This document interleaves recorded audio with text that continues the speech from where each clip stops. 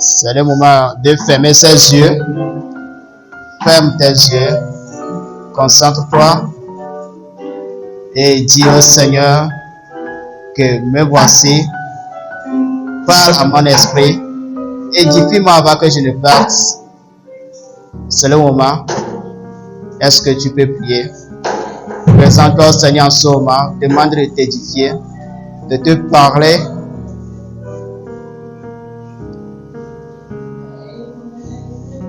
Saint-Esprit, enseigne-moi. Saint-Esprit, enseigne-moi. Au nom de Jésus-Christ. Je ne suis qu'un homme devant vous. Mais ce qui sortira sera de la puissance de Dieu. Sera de Dieu. Sera communiqué par la puissance du Saint-Esprit. C'est pourquoi, prie en ce moment. Demande au Saint-Esprit de te disposer. Dis, Seigneur, dispose-moi. Dispose mon esprit. Dispose mes pensées. À écouter au nom puissant de Jésus-Christ. À recevoir de toi, Père.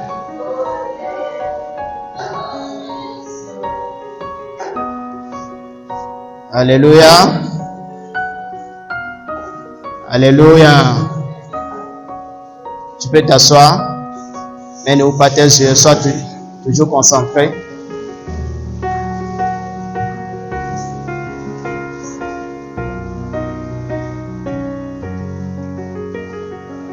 Que l'Éternel bénisse nos chantres. J'aimerais que, étant assis, dis quelque chose à l'Éternel. Je ne sais pas ce qui t'a amené ce matin à ce culte. Tu es venu parce que tu dois venir. Ou tu es venu parce que tu as un souci.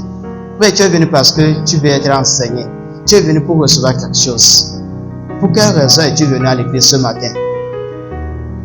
Es-tu venu comme les autres dimanches? Bon, qu'est-ce que tu veux que Dieu fasse dans ta vie ce matin? Baisse ta tête, prie, demande cela à l'Éternel.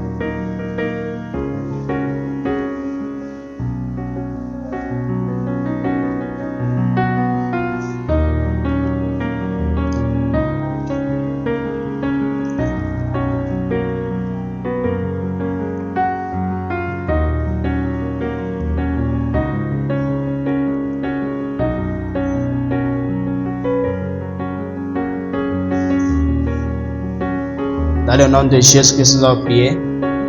Dans son amour, il déclare que tout ce que nous lui demandons avec foi, nous le recevions au nom de Jésus-Christ.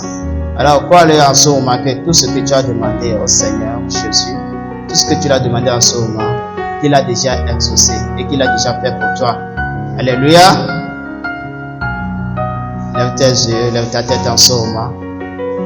Adolescent. Adolescent. Oh, est-ce que vous êtes là? Bon leader? Ok. Je vais demander à papa Akpaki de prier pour nous et confier ce message dans les mains du Seigneur. Mais avant qu'il ne prie, s'il vous plaît, papa, je vais donner le thème sur lequel nous allons marcher. Et le thème pour ce mois de septembre est la marche chrétienne. Et le texte de base est Psaume 91, verset 11 à 12. La marche chrétienne. Alléluia. Alors, avant que papa ne prie, s'il vous plaît, nous allons lire Psaume 91, verset 11 à 12. Et nous verrons ce que l'Éternel promet pour nous aujourd'hui.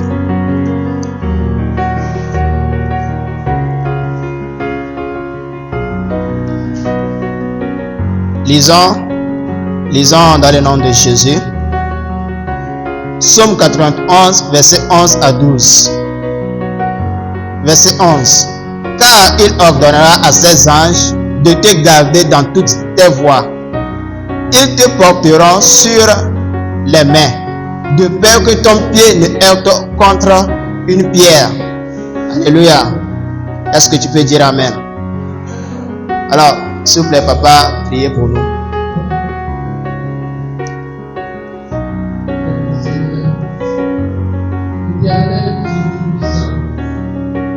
Voici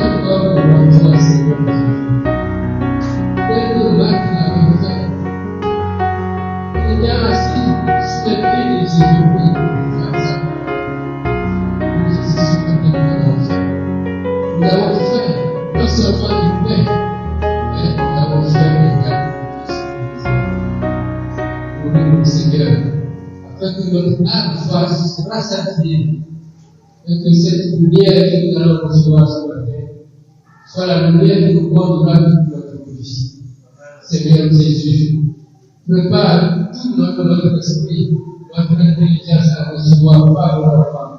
Cette parole qui nous est fertile, après qu'elle porte les prix. Nous sommes à tes côtés, Esprit de Dieu vivant. Descends que vous ayez de nous. Amen. Acclamons très fort Jésus.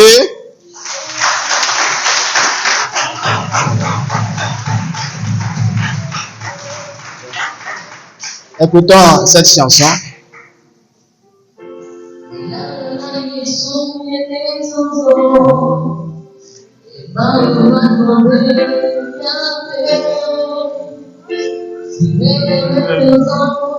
Bien sola,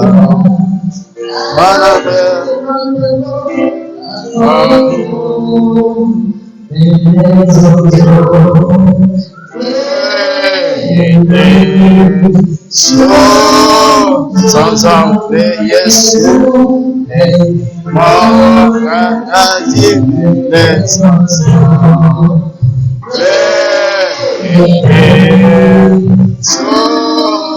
sans enlever Jésus, mais les chansons,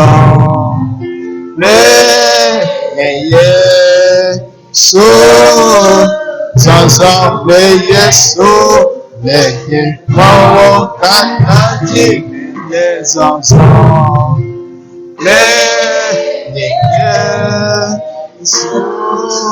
sans enlever Jésus. Alléluia. Répète après moi, la marche chrétienne. La marche chrétienne. Alléluia. Donc, pour expliquer d'une manière plus courte, la marche chrétienne veut simplement dire vivre dans la volonté de Dieu. La marche chrétienne, vivre dans la volonté de Dieu, ou demeurer attaché à Dieu. Alléluia. La marche chrétienne n'est pas simplement pour un moment de notre vie, n'est-ce pas? Vivre dans la volonté de Dieu n'est pas simplement à un moment donné, c'est pas simplement à notre âge d'adolescence, mais c'est pour toute notre vie. Alors, marcher avec Christ, ce n'est pas physiquement comme nous marchons. Est-ce que vous comprenez? Ce n'est pas de la manière dont nous marchons physiquement comme ça, se déplacer, faire 1, 2, 3, et marcher de pas à pas, ce n'est pas ça, ce n'est pas de ça qu'il s'agit. Mais vivre dans la volonté de Dieu, demeurer dans la volonté de Dieu, c'est ça, c'est de ça qu'il s'agit ce matin. Alléluia. C'est de ça qu'il s'agit ce matin. Et nous le savons tous, sur cette terre, bon, lorsque nous sommes là, nous aimerons être attachés à des personnes qui nous aiment plus, n'est-ce pas? Des personnes qui nous aiment plus, qui aiment rester avec une personne qui lui hait. C'est une personne qui ne l'aime pas, une personne qui lui persécute, quelqu'un qui ne l'aime pas du tout. Est-ce que tu peux demeurer avec cette personne? Non, n'est-ce pas? Il nous serait difficile de demeurer avec cette personne. Mais physiquement comme ça, nous avons des hommes, nous avons des gens qui nous aiment tant. Et nous savons très bien que cette personne m'aime beaucoup. Cette personne a un grand amour envers moi. Mais dis-moi, est-ce qu'il est à tes côtés en ce moment-là? Est-ce qu'il est à tes côtés en ce moment? Non, n'est-ce pas? Il n'est pas à tes côtés à ce moment. Et la parole de Dieu nous dit, la marche chrétienne, c'est que vivre dans la volonté de Dieu, demeurer toujours attaché à Dieu. Mais est-ce que tu vois ton Dieu là? En ce moment-là où tu es là, est-ce que tu le vois? Tu ne le vois pas comme les autres personnes. Tu ne le vois pas comme la personne que tu aimes tant, la personne qui t'aime tant. Mais laisse-moi te dire ce matin que ce Dieu est plus présent que la personne que tu crois qui t'aime le plus. Est-ce que tu me comprends? C'est que cette personne n'est pas présente en ce moment, mais tu sens que c'est celui qui t'aime plus. Cette personne que tu vois que c'est celui qui t'aime plus. Tu peux t'attacher à lui. Lorsque tu as un souci, tu peux t'approcher rapidement de lui. Pourtant, Dieu dont nous parlons ici, tu ne le vois pas. Il n'est pas physiquement présent, mais il est plus près de toi. Il est plus attaché à toi. Partout où tu vas, il est toujours à tes côtés. Alléluia. Partout où tu vas, il est toujours à tes côtés. Sa présence est plus abondante autour de toi que tu ne peux même pas imaginer. De la manière dont Dieu s'attache à toi, plus que toi-même tu l'imagines. Et la parole de Dieu nous déclare que ce n'est pas nous-mêmes qui nous avons choisi Dieu, mais celui qui nous a choisi. Parce que il nous aime en premier. D'accord? Il nous a aimés en premier. Parce qu'il nous a aimés en premier, c'est à cause de ça que nous aussi, nous l'aimions. Et c'est à cause de cela que nous aussi, nous sommes attachés à lui. Est-ce que tu peux lever ta main droite et remuer en l'air et dire gloire à Dieu? Alléluia. Vivre dans la volonté de Dieu ou être attaché à Dieu n'est pas du tout facile. Ce que avoir une vie chrétienne, chercher à tout prix à faire la volonté de Dieu n'est pas du tout facile. Il y a des difficultés, il y a des persécutions, il y a beaucoup de choses qui sont liées à cela. Et c'est à cause de cela que l'apôtre Paul exhorte les Éphésiens. Nous allons lire cela tout de suite, Éphésiens 3, versets 13 à 19. Cherchez ce passage s'il vous plaît. Éphésiens 3, versets 13 à 19. La marche chrétienne n'est pas du tout facile. Et nous voyons l'exemple de l'apôtre Paul. Cherchant toujours à faire la volonté de Dieu, malgré les persécutions charnelles, charnelles, c'est-à-dire que provenant de son propre désir de commettre le péché, malgré les persécutions des personnes autour de lui, des ennemis de la bonne nouvelle, des ennemis de la parole de Dieu, malgré ces persécutions, l'apôtre Paul a continué à être attaché à Dieu, à continuer à vivre dans la volonté de Dieu, malgré toutes ces persécutions. C'est parce que quoi? Il avait une clé. Alors, j'aimerais que tu me suives attentivement ce matin. Suis-moi vraiment attentivement ce matin. Tu vas découvrir la clé dont il s'agit. Qu'est-ce que l'apôtre Paul a découvert en Dieu? Que malgré les persécutions, qu'il est toujours attaché à Dieu. Malgré ces persécutions, il s'est toujours gardé attaché à Dieu. Éphésiens 3, versets 13 à 19. Éphésiens 3, versets 13 à 19. Lisons dans le nom de Jésus. Aussi, je vous demande, le verset 13, aussi je vous demande de ne pas perdre courage à cause de mes tribulations pour vous. Écoutez attentivement s'il vous plaît. Elles sont votre gloire. À cause de cela, je fléchis les genoux devant le Père, duquel tire son nom toute famille dans les cieux et sur la terre, afin qu'il vous donne, selon la richesse de sa gloire, d'être puissamment fortifié par son esprit dans l'homme intérieur, en sorte que Christ habite dans vos cœurs par la foi, afin qu'étant enraciné et fondé dans l'amour, vous puissiez comprendre avec tous les saints quelle est la largeur, la profondeur, la longueur et la hauteur, et connaître l'amour de Christ, qui surpasse toute connaissance en sorte que vous soyez remplis jusqu'à toute la plénitude de Dieu. Alléluia. Voilà, l'apôtre Paul, même étant en prison, écrit cette lettre. Même étant en prison, s'est toujours gardé attaché à Dieu. Pourquoi? Vous connaissez la prison, n'est-ce pas? Demeurer dans la prison. Être dans une prison, ça veut dire que tes libertés te sont privées. Mais l'apôtre Paul a continué à prêcher la bonne nouvelle. À cause de cette bonne nouvelle qu'il a été emprisonné, mais il continue. Parce que il a découvert quelque chose. Il a découvert la profondeur de l'amour de Dieu. La profondeur de l'amour de Dieu. L'évangile qu'il prêche, il connaît l'amour, la profondeur de l'amour qui est liée à cet évangile, de la bonne nouvelle qu'il prêche. Et ce matin, Dieu nous fait appel à demeurer attachés comme l'apôtre Paul l'a été. Et étant en prison, sachant très bien que ceux qui ont reçu Jésus, d'accord, ceux qui croient en Jésus-Christ, ceux qui croient à cette bonne nouvelle, seront découragés à cause de cette tribulation, à cause de ce qu'il est en train de vivre, d'accord. C'est-à-dire que l'apôtre Paul étant chef de l'église en ce moment-là, que lui-même est persécuté par les ennemis de l'évangile, persécuté par les soldats, persécuté par des personnes, et qu'il a été mis en prison. Alors, qu'en est-il pour toi et moi? C'est pour d'autres personnes qui ne sont même pas chefs, qui n'ont même pas d'autorité, qui n'ont même pas de puissance. D'accord? Qu'en est-il maintenant pour les membres, pour les chrétiens?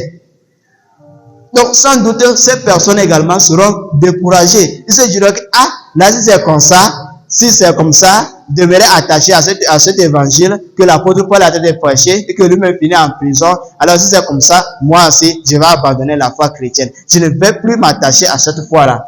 Plusieurs pourront se dire ces choses-là. Plusieurs pourront se décourager. Alors, l'apôtre Paul, reconnaissant cela, que plusieurs d'entre eux vont se décourager à cause de cette tribulation. Alors, pour ne pas les abandonner, vous voyez ce qu'il a fait? Il se met à genoux et prie au Père. Il prie au Dieu vivant, le Dieu qui donne vie, le Dieu qui est toujours plus proche de nous, toujours plus près de nous, le Dieu qui manifeste son amour avec nous, lui qui a fait mourir à la croix Jésus-Christ pour notre bien, pour que toi et moi nous soyons sauvés. Paul se met sur ses genoux et prie Dieu en faveur de ce peuple, en faveur de ces personnes qui ont reçu Jésus-Christ, en faveur de toi et moi aujourd'hui. Alléluia.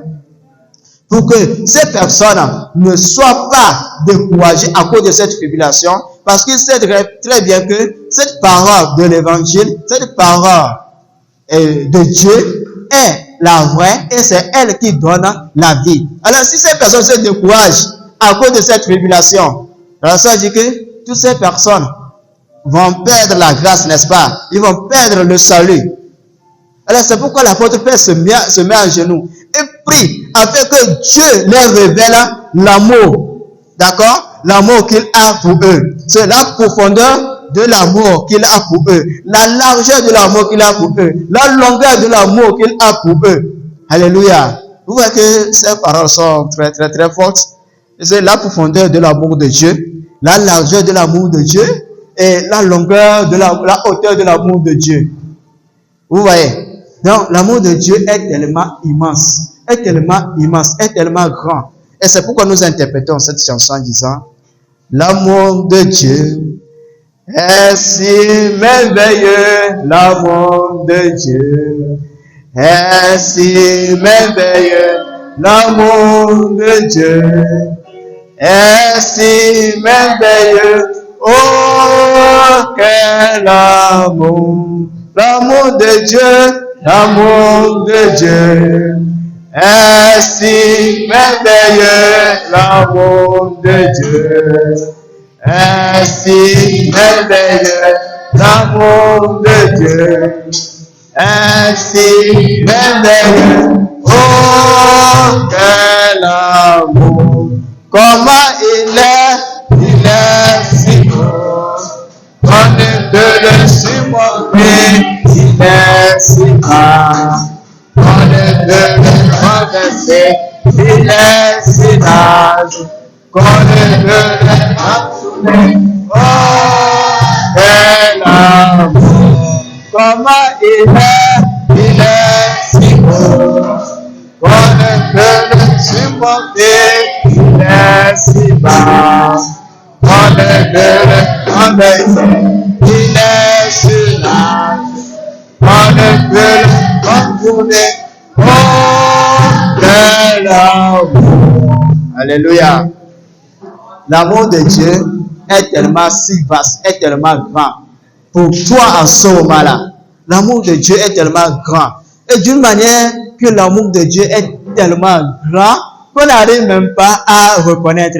Mais lorsqu'on demeure dans l'ignorance, on ne peut pas reconnaître cet amour. On se dira que je suis attaché à Dieu, je sais Dieu, je suis toujours à l'église, j'écoute sa parole, je prie, je fais tout, mais regarde tout ce qui m'arrive. Regarde tout ce qui m'arrive en ce moment-là. À l'école, ça ne va pas. Dans ma famille, ça ne va pas. La situation de maman ne va pas. La situation de papa, ça ne va pas. Les choses tournent à l'envers autour de moi, que je ne sais même pas comment faire. Bien-aimé dans le Seigneur, vivre et demeurer attaché à Dieu, il te faut connaître la profondeur de l'amour de Dieu. C'est pourquoi je prie pour toi en ce moment aussi. Comme l'apôtre Paul avait fait, que Dieu te révèle la profondeur, la largeur et la hauteur de l'amour de Dieu.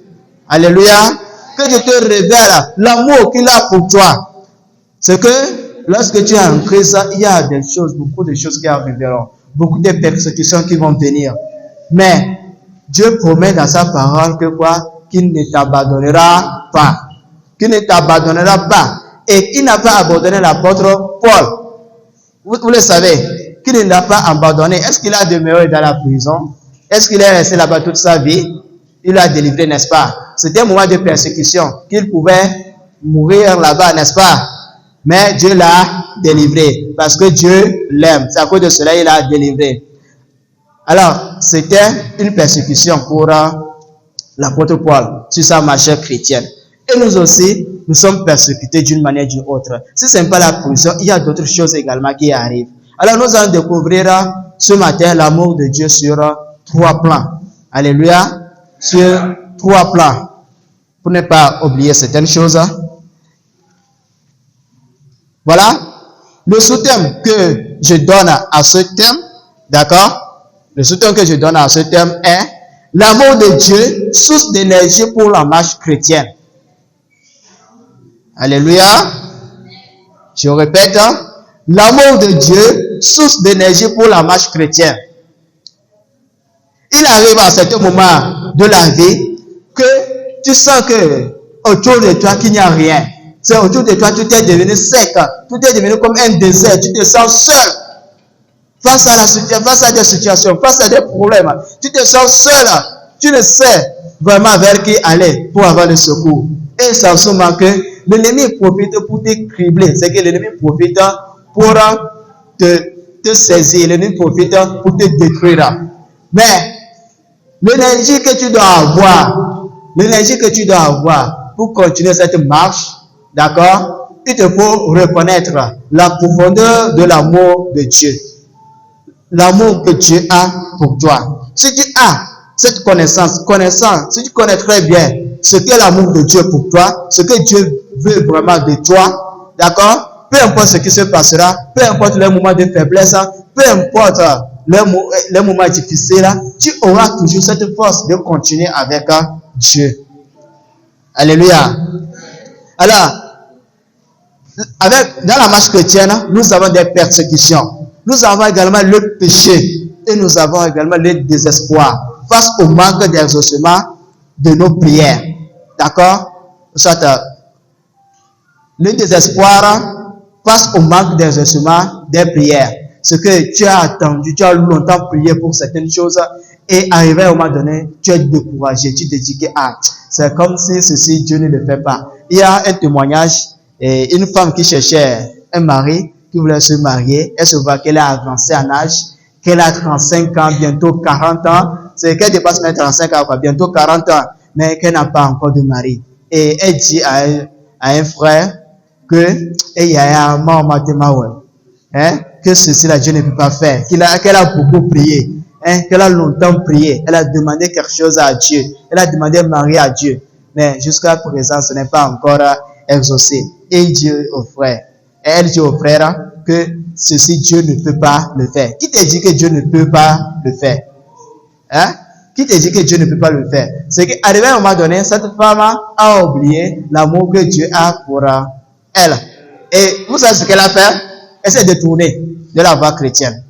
Elle s'est convertie, elle est devenue musulmane et a épousé un musulman. Parce qu'elle voulait quoi? La recherche, elle voulait vivre d'une manière aisée, avoir le bonheur de cette terre, uniquement que le bonheur de cette terre, oubliant que l'amour de Dieu pour elle, c'est qu'elle a la vie éternelle, c'est qu'elle soit sauvée. Mais en se détournant, devenant musulmane, est-ce qu'elle sera sauvée?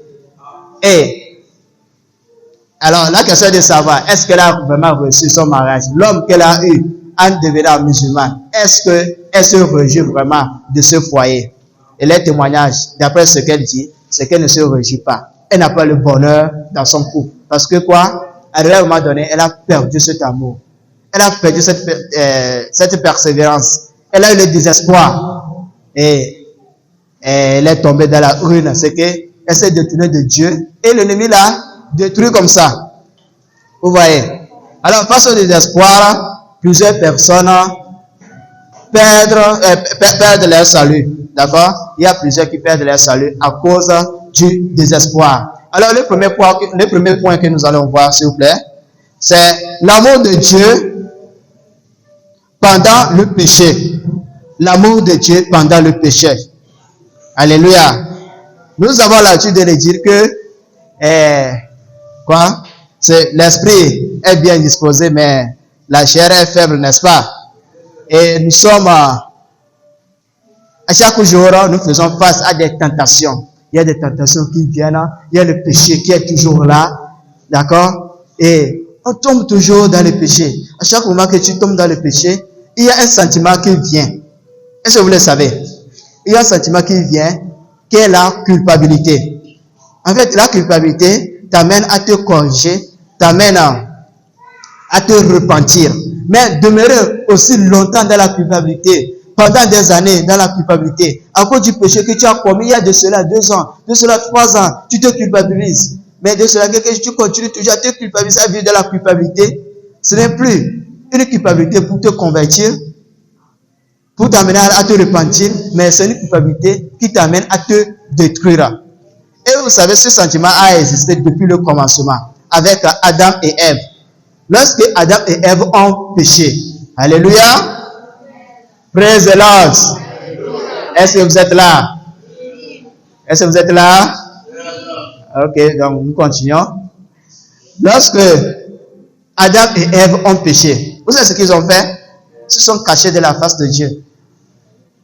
Ils se sont cachés, ils se sont mis à l'abri, se cacher à quelque part pour que Dieu ne les voie pas. Mais ils oublient que Dieu est omniscient, il est omniprésent, celui qui a fait la terre, celui qui a fait tout ce sur terre. Donc, partout où tu te caches là, Dieu te voit là-bas. Là où Adam et Ève se sont cachés à ce moment-là, pour que Dieu ne les voie pas là, Dieu les voyait. Est-ce que vous le savez? Dieu les voyait. Et les autres se pensaient que Dieu ne peut pas nous voir ici. Étant cachés sous l'arbuste, Dieu ne peut pas nous voir. Parce que quoi? Ils avaient un sentiment de culpabilité, ils se culpabilisaient. Ils se disaient que, c'est que ils ont commencé à si le mot méchant, à se mettre en question, à se poser des questions, d'accord? Et à se demander pourquoi est-ce que j'ai fait cela. Ils ont commencé à sentir la douleur de ce qu'ils ont fait. Alléluia. Alors, c'est un sentiment de culpabilité. Et ça peut te détruire, ou ça peut t'amener à la repentance. Mais ce que je demande pour toi, que ce sentiment t'amène plutôt à la repentance. Alléluia. T'amène plutôt à la repentance. Je vais vous donner l'exemple d'Adam et Ève. Lorsqu'ils ont péché envers Dieu, qu'est-ce que Dieu a fait envers eux? Envers les péchés en ce moment-là. Normalement, il devait les jeter dans la Bible, n'est-ce pas? Les déchirer en même temps, les mettre fin à leur vie. Mais ce que Dieu a fait, envers ces pécheurs en ce moment-là, il a tué une bête et les a couverts. D'accord? Les a couverts par la peau de cette bête. Parce que, en ce moment-là, les hommes ces hommes, Adam et Ève, ont découvert qu'ils étaient en fait nus. Alors, pour cacher leur nudité, pour enlever leur honte, Dieu tue une bête pour la première fois et les couvre par la peau de cette bête. Alléluia. Alors, ça prouve le premier amour que Dieu a pour le pécheur. Est-ce que vous me suivez? Vous êtes là, vous êtes là, remettez à mes droites, je vois. Alors que je te bénisse. Ceci prouve le premier amour que Dieu a envers le pécheur. Il tue une bête pour les couvrir de la peau de cette bête-là. Est-ce que vous m'écoutez? Donc, pour les couvrir, c'est pour enlever leur honte, il les couvre par la peau de la bête. Et pour la première fois, il tue une bête. Il fait verser un sang. À cause de qui? À cause d'un pécheur. À cause de quelqu'un qui a péché. Mais ce n'est pas parce que tu as péché que Dieu ne t'aime pas. Il t'aime de ta nature. De la manière dont tu es. Alléluia. Ce n'est pas le péché qui va empêcher à ce que Dieu ne t'aime pas. Ce n'est pas le péché qui va empêcher à Dieu à ce moment d'aimer Adam et Ève de la manière dont il les a aimés avant qu'il les crée. Et à ce moment, en même temps, Dieu promet un sauveur, d'accord, pour sauver toute sa descendance, sauver Adam et Ève, et nous faisons partie de cette descendance aujourd'hui. Et celui qu'il a promis à ce moment-là, c'est Jésus-Christ, d'accord.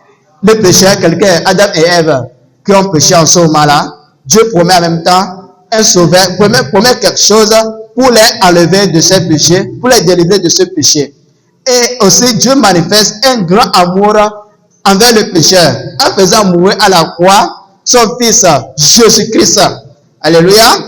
Faisant mourir à la croix, Jésus-Christ, pour que nous soyons sauvés, pour que tu sois pardonné. Alléluia. Pour que tu sois pardonné. Et là, nous connaissons tous ce verset qui dit, car Dieu a tant aimé le monde qu'il a donné son Fils unique. Alléluia. Afin que quiconque croit en lui ne périsse pas, n'est-ce pas, mais qu'il ait la vie éternelle. Alors, c'est envers qui? C'est envers le pécheur. C'est envers nous qui avons péché. Qui avons péché envers l'éternel. Au lieu de nous condamner, mais plutôt il manifeste son amour et cherche à tout prix à nous délivrer. Cherche à tout prix à te délivrer en ce moment-là. Beaucoup sont ceux qui abandonnent l'église à cause d'un péché. Alléluia. Je viens de citer, d'énumérer, c'est en résumé, quel est l'amour de Dieu envers le pécheur. D'accord? Mais ce que nous pouvons remarquer que certaines personnes abandonnent l'église. Abandonnent l'église à cause d'un seul péché. Abandonnent la marche chrétienne à cause d'un seul péché, d'un péché qu'ils ont commis. Je ne m'en vais pas citer le péché, dire que c'est tel et tel, mais à cause du péché qu'ils ont commis, ils se sentent vraiment culpabilisés, que je ne suis pas digne de venir à l'église. Je ne suis plus digne de venir dans ce temple-là. Il y a ce sentiment-là qui vient. Que je ne suis pas digne de chanter encore dans la chorale, d'être encore dans le groupe musical. J'ai péché envers Dieu. Mais oubliant que Jésus s'est sacrifié pour que tu sois pardonné. Alléluia. Pour que tu sois pardonné. Déjà, en ayant ce sentiment que tu ne vas plus chanter, tu ne vas plus travailler pour Dieu et que tu vas rester à la maison, que tu ne pourras plus venir à l'église, ça veut dire que quoi, tu commences à te détacher, de la relation que tu avais avec Dieu. Et comme ça, l'ennemi, le diable, profite de ce sentiment-là, profite de ce moment-là pour t'avoir, pour t'attaquer, pour détruire ta vie. Alléluia. Et pour ces personnes, ils pensent que rester à la maison ou soit être éloigné de Dieu pendant un certain temps fera qu'ils auront le pardon du péché. Avec le temps, tu auras le sentiment comme si c'est fini, c'est parti. Parce que quoi, ce sentiment est parti. Et par après, tu chercheras à rejoindre ton groupe, tu chercheras à rejoindre ton activité à l'église, tu chercheras à rejoindre ton église. Si Dieu te fait grâce. Alors que pendant ce moment que tu t'es relâché, l'ennemi profite de ce moment-là pour t'injecter encore d'autres péchés. Regarde, tu as péché. Est-ce que tu as encore dit? Ça, c'est la voix de l'ennemi qui parle, ça. La voix du diable qui parle, ça. Tu as péché, est-ce que tu as encore dit? Et d'ailleurs, tu as déjà péché, la vie éternelle ne t'appartient plus. Ben, continue encore sur cette voie. Continue encore à le faire. Vous voyez, c'est ce que l'ennemi met dans nos pensées. Mais ce que moi je te dis en ce moment, que lorsque tu pêches et que tu as ce sentiment de culpabilité, tu te dis que tu n'es plus digne, c'est en ce moment de reconnaître l'amour de Dieu envers toi, l'amour de Dieu envers celui qui a péché, l'amour de Dieu envers celui qui n'est plus digne. En ce moment que tu n'es plus digne, reconnais que Jésus-Christ s'est sacrifié afin que ce péché ne te domine plus. Même si tu es tombé, tu as échoué, tu te vois que tu n'es plus digne, il faut que tu te relèves, sachant que Jésus-Christ est mort pour toi. Peu importe le péché, peu importe ce que tu as commis comme péché, peu importe ce que tu as fait, Jésus-Christ s'est sacrifié pour moi, pour que je sois sauvé. Alors ce péché ne va pas m'éloigner de Dieu. Ce péché ne va pas m'éloigner de la présence de Dieu. Ne va pas m'éloigner de la gloire de Dieu. Ne va pas m'enlever sur ce chemin. Il faudrait que tu reconnaisses cela. Alléluia. Que le Saint-Esprit t'ouvre l'intelligence afin que tu comprennes ce message. Afin que tu comprennes ce message.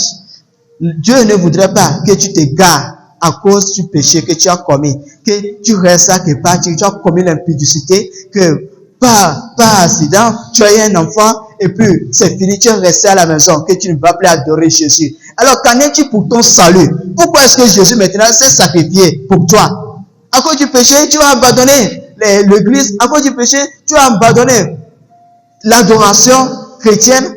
Non. Tu ne dois pas abandonner, mais plutôt, c'est en ce moment-là que tu dois chercher Dieu, lui chercher en vérité, lui chercher vraiment à s'attacher à Dieu. C'est le moment, au lieu de vivre la culpabilité, demeurer de la culpabilité, c'est le moment de s'attacher à Dieu. Vous savez quoi? Tu peux même être un homme de Dieu. Ce qui t'arrive en ce moment-là, arrive aussi aux hommes de Dieu, arrive aussi à des grandes personnes. Ils aussi sont tentés par le péché. Et excusez-moi de le dire, qu'il arrive même que certaines tombent dans ces péchés-là. Vous voyez? Donc, ce qui t'arrive là, en ce moment-là, ce n'est pas à toi seul que ça arrive. Mais il faudrait que tu reconnaisses l'amour de Dieu pour toi. Il faudrait que tu cherches à tout prix à te repentir aussi. Car ce qui t'arrive, c'est charnel. Ton corps est là, ton corps est tenté, ton corps est rempli de désirs. Mais il faudrait que tu reconnaisses qu'il y a quelqu'un qui est mort pour toi. Qu'il y a quelqu'un qui est mort pour moi. Alors, que ce péché ne va plus me dominer. Que cette vie ne va plus me dominer. Mais plutôt c'est à moi de dominer. Parce qu'il y a quelqu'un qui s'est sacrifié pour moi, pour que je sois sauvé. Alléluia. Alors, il ne faudrait pas que tu perdes le salut à cause d'un péché. Non, il ne faudrait pas que tu perdes le salut à cause d'un péché. Il ne faudrait pas que tu abandonnes. Il ne faudrait pas que tu abandonnes la prière. Vous savez quoi? La culpabilité détruit parfois. Elle détruit beaucoup plus les chrétiens. Beaucoup plus les chrétiens.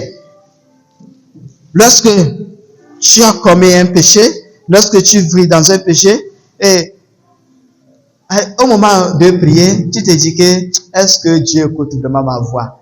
Et avec ce que je viens de faire là, est-ce que Dieu m'écoute vraiment? Et tu te dis que ça ne vaut pas la peine. J'ai commencé à prier, tu ne fais qu'une minute de prière, mais une minute c'est grand, 30 secondes, et ce péché te revient encore à l'esprit. Regarde, toi qui pries là, regarde ce que tu as fait. Regarde ce que tu as encore volé l'argent de maman. Hein? Tu as encore fait ceci, tu as encore commis ce péché là. Mais est-ce que tu pries, c'est que tu es sûr que Dieu t'écoute? Qui a une fois senti cela? Moi, il m'est une fois arrivé quand même. D'accord? Tu sens cela comme si Dieu ne t'écoute pas. Mais en réalité, je te dis que, en ce moment-là, l'amour de Dieu est plus grand pour toi. Parce que Dieu manifeste son amour avec le péché pour te délivrer. Ce qu'il veut de toi, c'est que tu ne périsses pas, mais que tu aies la vie éternelle. C'est que tu sois sauvé. Alors, en ce moment, l'amour de Dieu est très grand, mais l'ennemi profite pour te dire que non, ne prie pas, non, ne va plus à l'église, tu n'es plus digne, reste à la maison, comme ça, il aura le temps pour te cribler. Hein, c'est que pour te détruire. Alléluia. Mais je vais te dire que peu importe ce que tu vis, continue sur cette voie-là. Peu importe la lutte que tu as envers un péché, avec une mauvaise vie, continue. Parce que abandonner quelque chose de mauvais aussi, c'est une lutte. Et du moment où tu pries, tu cherches à te repentir sans se remarquer, la tentation serait très grande. Mais tu dois continuer. Dis à ton ami ici présent que tu dois continuer. Tourne-toi avec ton ami, dis-le, tu dois continuer. Tu dois continuer à prier. Tu dois continuer à lutter. Peu importe la tentation, peu importe la manière de se dire, tu dois continuer à lutter jusqu'à ce que tu obtiennes ta délivrance, jusqu'à ce que tu obtiennes ta liberté. Tu dois continuer à lutter. Alléluia. Tu dois continuer à lutter. Tu dois continuer à lutter. Ne te laisse pas. Tu n'es pas faible en réalité. Tu n'es pas faible parce que le Saint-Esprit qui est avec toi est très fort, est très puissant. Alors tu ne dois pas te laisser. Alors je termine cette partie pour dire que tu dois continuer à lutter. Ne t'abandonne pas. Ne laisse pas la culpabilité te détruire. Ne laisse pas les gens te détruire à cause d'un péché. La vie est encore devant toi. C'est pas à cause de ce péché-là que tu as laissé abandonner, t'égarer, laisser la vie chrétienne. Non. C'est pas à cause de cela. Est-ce que tu peux dire, Seigneur, je ne vais pas abandonner. Dis-le en ce moment, Seigneur, je ne vais pas abandonner à cause de cette mauvaise vie. Je ne vais pas abandonner à cause de ce péché. Dans 2 Corinthiens 5, verset 21, la parole de Dieu déclare qu'il a pris ses péchés comme étant pour lui. Non, plutôt, il a pris nos péchés comme étant pour lui. Comme lui qui a péché, comme c'est lui qui a péché, d'accord? Il s'est fait lui-même pécheur, malgré que Jésus n'a jamais péché, qu'il n'a pas péché, d'accord? Il a porté ses péchés. Vous pouvez me donner un papier mouchoir, s'il vous plaît. Il a porté ses péchés. Merci beaucoup. Donnez-moi un temps, s'il vous plaît.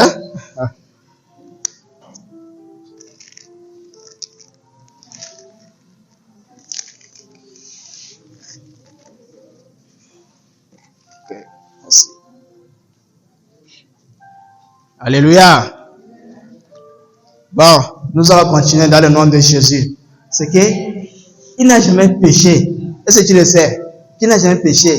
Et il a pris tes péchés comme étant pour lui. Maintenant, tu as volé. Maintenant, tu as commis l'impudicité. Tu as fait beaucoup de choses. Il n'y a que Mathéo, quoi. Tes péchés horribles. Tu me vois ce qui est mauvais là. Dieu m'a pris ça, il a porté. Je vais terminer cette partie, mais je ne sais pas pourquoi. Mais je vais te dire, arrivé à la maison, il faut lire 2 Corinthiens 5, verset 21. La partie 2. L'amour de Dieu pendant le désespoir. Alléluia. L'amour de Dieu pendant le désespoir. Faudrait que tu te rappelles ceci. Rappelle-toi de cette chanson. Peu importe ce que tu vis en ce moment. Peu importe ce que tu traverses comme problème en ce moment dans ta vie. Ce que tu as comme étant un obstacle, comme nous le disons parfois, comme étant une montagne. Vous savez quoi, la montagne est difficile à grimper, n'est-ce pas? Et ça devient difficile pour toi. Il fait que, à un moment, tu préfères vivre dans la vallée, rester dans la vallée. Pourtant, tu ne dois pas rester dans la vallée. Tu te verras dans cette vallée-là, tu dois monter. Tu dois grimper cette montagne-là. Tu dois dépasser tes difficultés. Tu dois dépasser tout ce qui est problème dans ta vie. Et souviens-toi de cette chanson qui dit, Yesu, pardonne dit, Beya, Honao, de la paix à Beya, Honao.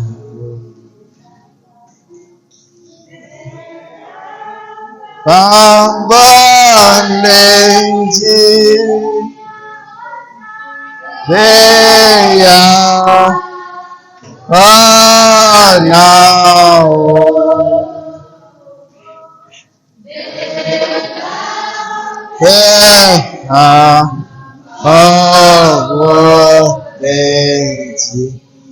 Beya, Honao. Alléluia. Lorsque tu te sens dans le désespoir, d'accord, rappelle-toi de cette femme. Cette partie et ces 2 dernières parties, j'aimerais que tu le retiennes. Retiens que cela soit scellé dans tes pensées. D'accord? Peut-être que tu ne traverses pas encore cette situation en ce moment-là. Peut-être que tu ne vis pas encore cette situation. Et peut-être que tu vis déjà cette situation. Rappelle-toi de cette femme atteinte de la perte de sang pendant 12 ans. Est-ce que vous le savez? Le sang se met à couler d'elle chaque jour pendant 12 ans. Vous savez de quoi il s'agit? Bon, les filles peuvent en témoigner. Vous traversez au moins quelques jours de cela. Mais cette dame, on dit que, la parole de Dieu dit que, elle a subi cela plus de 12 ans. Non, plutôt, elle a subi cela pendant 12 ans. Donc, chaque jour, ça ne faisait que couler. Et c'était en abondance. Bon, est-ce qu'elle peut vivre parmi les gens? Rester parmi les gens? Il lui serait difficile.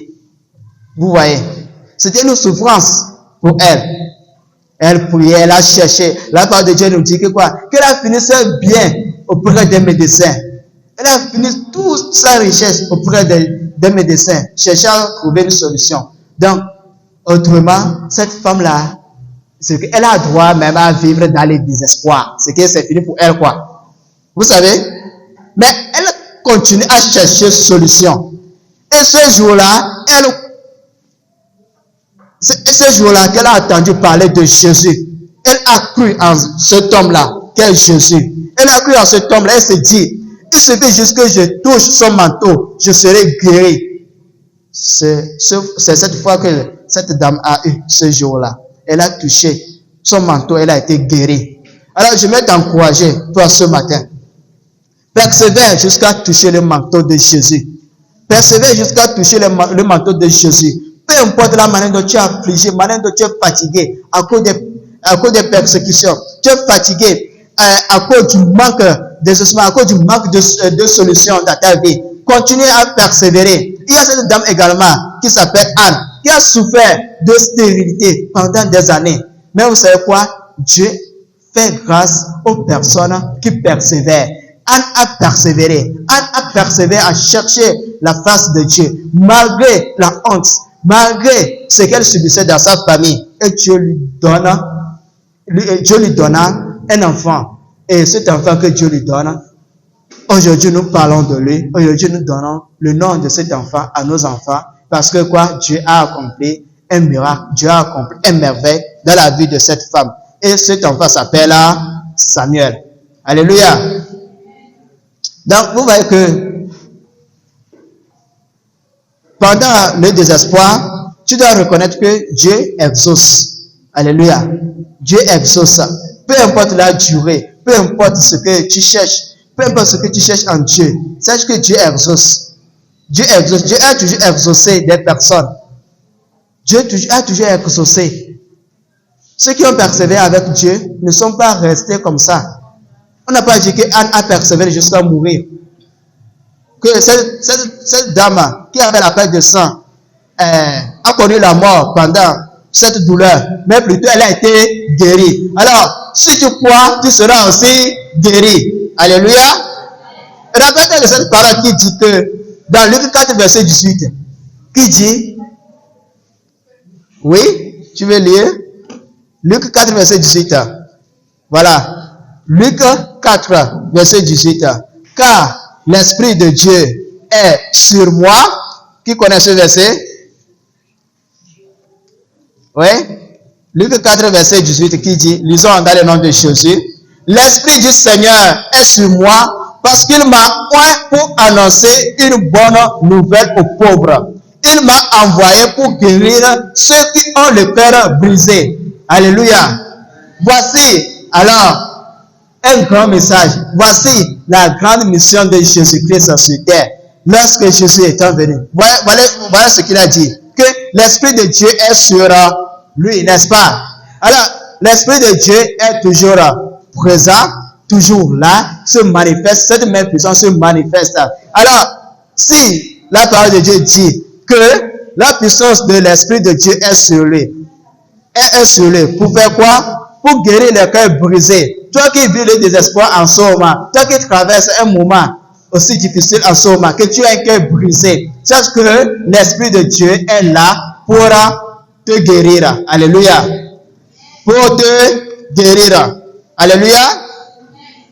Et La parole de Dieu dit que quoi? Que si tu crois, tu seras sauvé, n'est-ce pas? Que si tu crois également, que tu seras sauvé. Alors, continue à croire en cette parole et ne te décourage pas face au désespoir. L'amour de Dieu pendant les persécutions. Le point 3. L'amour de Dieu pendant les persécutions. Alléluia. Est-ce que tu es là? Lève ta main droite si je vois si tu es là. Alors que Dieu bénisse cette main dans le nom de Jésus. L'amour de Dieu pendant les persécutions. Vous voyez? La marche chrétienne, nous venons à la zone de Yeshua. Et regarde à toi, si tu n'as pas, si ta famille n'est pas chrétienne, c'est un peu pire pour toi. Mais sache que Dieu est là pour te sauver. Vous voyez? Si ton entourage adore des fétiches, le faux Dieu, mais que toi, tu adores le Dieu vivant, que tu es persévéré sur cette marche chrétienne, il cherchera à faire quoi? À te persécuter. Ça existe. Si vous le savez.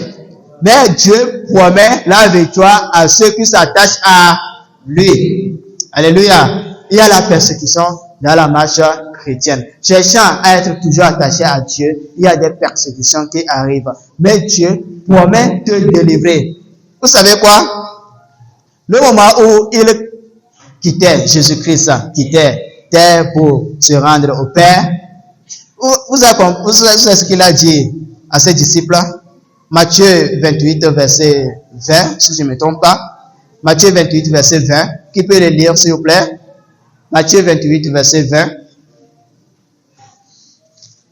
Lorsque Jésus quittait ses disciples, qu'est-ce qu'il a dit? Et enseignez-leur à observer tout ce que je vous ai prescrit. C'est la partie B qui m'intéresse, d'accord? C'est la première partie. Je lis la partie B. Et voici, je suis avec vous tous les jours jusqu'à la fin du monde. Alléluia. Je suis avec vous tous les jours jusqu'à la fin du monde. Alors, Dieu est avec toi. Pendant tes persécutions, rappelle-toi que Dieu est avec toi. C'est la maladie qui te tourmente en ce moment. Tu es persécuté dans ta famille.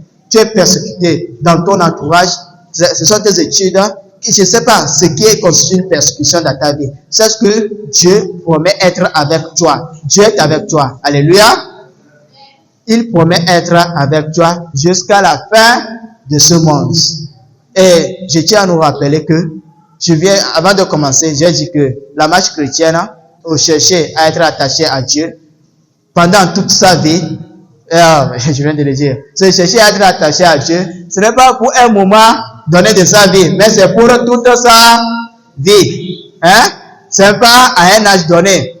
Dire que de 12 à 19 ans, je suis attaché à Dieu, je cherche à vivre pour Dieu et à demeurer dans la volonté de Dieu. Et après cela, je fais ce qui me plaît, je fais ce que je veux.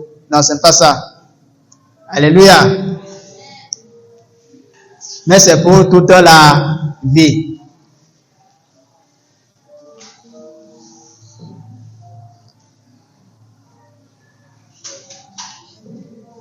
Alors, le point 3, pendant les persécutions, sache que Dieu promet être avec toi.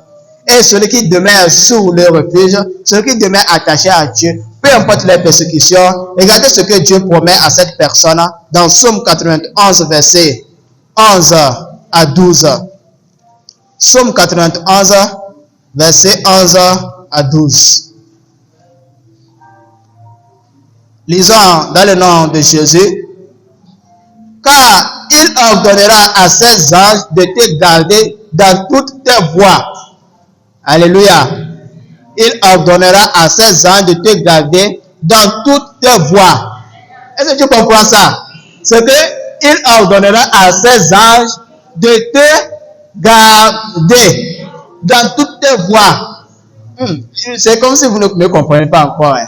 C'est que dans tous les domaines de ta vie là, hein, il ordonnera à ses anges de te garder. Alors, faudrait pas qu'une persécution, faudrait pas que des difficultés, des problèmes de la vie t'éloignent de Dieu, t'éloignent, te fassent détourner de ce chemin. Non, mais plutôt Rappelle-toi de ceci que il a dit dans sa parole qu'il ordonnera à ses anges de me garder dans toutes mes voies. Est-ce que tu peux le répéter? Il ordonnera à ses anges de me garder dans toutes mes voies. Alors, peu importe ce qui se passera, ces anges me porteront. Ces anges me garderont. Alors, je demeure attaché. Alléluia. Peu importe ce qui se passera dans ta vie, sache que ces anges te porteront. Et regardez ce qu'il dit. Ils te porteront sur les mains, de peur que ton pied ne heurte contre une pierre. Alléluia. Ton pied ne va être contre aucune pierre. D'accord? Contre une pierre. Ton pied ne va... Qu'est-ce qu'il dit là? Ton pied ne va heurter contre une pierre. Alléluia. Alors, il ordonnera à ses anges de te porter afin que tu n'heurtes une pierre. D'accord? Oui, verset 13. Ok, bien, on va voir.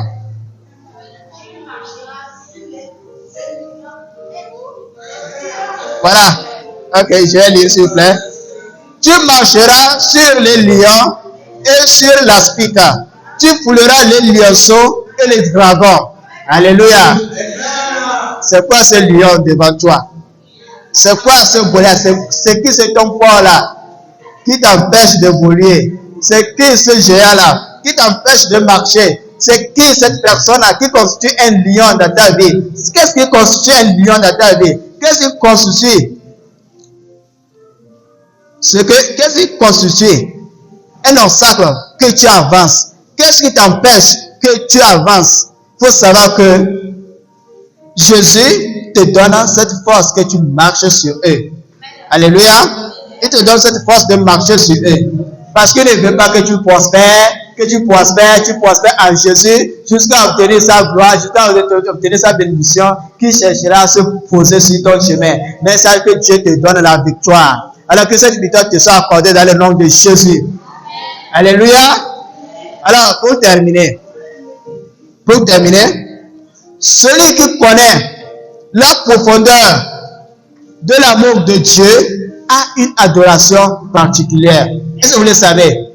Si la personne qui reconnaît vraiment l'amour de Dieu, d'accord? Il reconnaît vraiment la profondeur de l'amour de Dieu. Lorsque nous sommes en train d'écouter ce message comme ça, à ce moment-là, cette personne reconnaît l'amour de Dieu. Et c'est que l'amour que Dieu a envers vous. Et le message qui sort, de la manière dont ce message est en train de travailler, de la manière dont ce message est en train de transformer des cœurs, cette personne aura une manière particulière de la recevoir, de recevoir cette parole. Est-ce que vous comprenez? Et vous allez voir aussi que ça va directement au chant. Lorsque tu reconnais la profondeur de l'amour de Dieu, ta manière de chanter est différente. Ta manière de chanter, c'est que, je sais pas, c'est inspirant quoi? Ça inspire. Et on sait très bien que ça vient du Saint-Esprit. Parce que quoi? Tu chantes avec l'amour de Dieu. Tu connais la profondeur de l'amour de Dieu. En chantant, tu ne le fais pas simplement par la bouche, pour faire du folklore, pour chanter seulement, pour faire du plaisir, transformer ta voix pour que ça soit bien audible. Non. Mais tu le fais du plus profond de ton cœur. Tu t'appuies sur l'amour de Dieu pour le faire. Et en le faisant comme ça, Dieu œuvre. Le Saint-Esprit œuvre. Il œuvre parmi des personnes et délivre. Commence à guérir les cœurs. Commence à guérir ceux qui sont brisés. Commence à délivrer. Commence à apporter solution. Ceux qui vivaient dans le désespoir ont solution. Ceux qui vivaient dans la persécution sont solution. Ceux qui vivaient dans un combat sont sauvés. Et beaucoup de choses se passent, des miracles se passent lorsque tu vis dans l'amour de Dieu. Alors, vis dans l'amour de Dieu. Alléluia. Dieu veut que tu vives dans son amour. Alors, et toi, chante. Vis dans l'amour de Dieu. Chante dans l'amour de Dieu. Et tu verras que la gloire de Dieu se manifestera. Alléluia. Et ceux qui reconnaissent ça, ou bien ceux qui ont une connaissance de l'amour de Dieu, d'accord, ont une foi c'est inébranlable, quoi. Ce que nous que la tête Dieu dit en effet, c'est nous que la tête joie, parce qu'ils reconnaissent l'amour de Dieu. Et c'est le cas de l'apôtre Paul. Même en prison, il écrit des lettres. En prison, il continue à prêcher une église. Il continue d'annoncer la bonne nouvelle à une église. Parce que quoi? Il a connu l'amour de Dieu. Sa foi est toujours attachée à Dieu. Même en prison, il continue à servir Dieu. Même en prison, il continue à chanter pour Dieu. Même en prison, il continue à chanter. Alléluia. Vous savez qui a chanté même en prison? C'est Pierre, n'est-ce pas? Même en prison, il continue à chanter. Il a continué à chanter. Il a continué à proclamer le nom de l'Éternel. Parce que quoi? Il a une connaissance de l'amour de Dieu. Alors que le Saint-Esprit t'ouvre l'intelligence, qu'il t'ouvre ton l'esprit, afin que tu connaisses son amour. Qu'il te révèle encore une fois la profondeur de son amour, afin que tu ne lâches jamais sur ce chemin-là. Que tu persévères jusqu'au bout. Alléluia. Que tu persévères durant toute ta vie.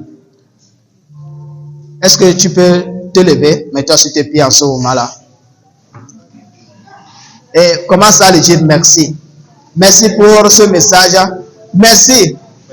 Merci Seigneur pour ce qu'il fait pour toi. Merci Seigneur pour ce message qu'il vient de te donner. Au nom de Jésus-Christ. Continue en ce moment à lui dire merci. Dis-lui merci. Merci Seigneur. Dis-lui merci. Ah, est-ce que tu pries? Comme tes yeux disent, Seigneur, oui, hein? Jésus a pris. Dis-lui merci. Dis-lui merci en ce moment-là pour ce message. Et demande-le en ce moment. Dis en ce moment. S'il te plaît, nous n'avons pas assez de temps. Alléluia. Alléluia. Nous sommes à la faire comme ça. Donc, c'est ce que tu vas faire. Dis, Seigneur, merci pour ton amour. Merci pour ton amour envers moi. Que ce message soit scellé dans mon cœur, dans mes pensées, afin que face à certaines situations, face à cette situation dans la vie, que je reconnaisse la profondeur de ton amour pour moi. Je ne veux pas lâcher. Je ne veux pas me détourner de ta volonté, mais vivre pour toi, pour l'éternité. Dans le nom de Jésus-Christ. Alors, comme tes yeux sont j'ai prié. Vous savez, l'amour que Dieu manifeste pour nous, aussi est que tout cœur brisé soit guéri. Ferme tes yeux, je suis en train de prier comme ça. C'est pourquoi je le déclare sur ta vie dans le nom de Jésus-Christ. Toi qui as le cœur brisé, tu te sens seul en ce moment. Tu te demandes, est-ce que quelqu'un m'aime encore? Tu te sens seul. Dieu te dit en ce moment qu'il est là à tes côtés. Que le Saint-Esprit te console dans le nom de Jésus-Christ. Que le Saint-Esprit apporte une paix à ton cœur dans le nom de Jésus-Christ. La paix dont tu as besoin pour vivre. Que le Saint-Esprit te l'accorde au nom puissant de Jésus-Christ. Que ton cœur brisé soit guéri au nom puissant de Jésus-Christ. Il dit dans sa parole aussi que si tu crois en lui, tu seras guéri. Alors, je le proclame sur ta vie en ce moment, dans le nom puissant de Jésus-Christ. Toi qui traverses une maladie en ce moment. Alors, si tu es malade, pose ta main là-haut. Tu te sens mal. Pose ta main sur ton mal. Nous allons prier dans le nom de Jésus-Christ. Pose-la avec foi. Dans le nom puissant de Jésus-Christ. Cette maladie qui te tourmente. Cette douleur qui t'opprime. Au nom puissant de Jésus-Christ. Qu'elle quitte dans le nom puissant de Jésus-Christ. Sois guéri au nom puissant de Jésus-Christ. Jésus t'est guéri au nom puissant de Jésus-Christ. Reçois ta guérison dans le nom de Jésus-Christ. Alors, Saint-Esprit, sois le guide de tes serviteurs, sois le guide de tes enfants, de tes bien-aimés dans le nom de Jésus-Christ.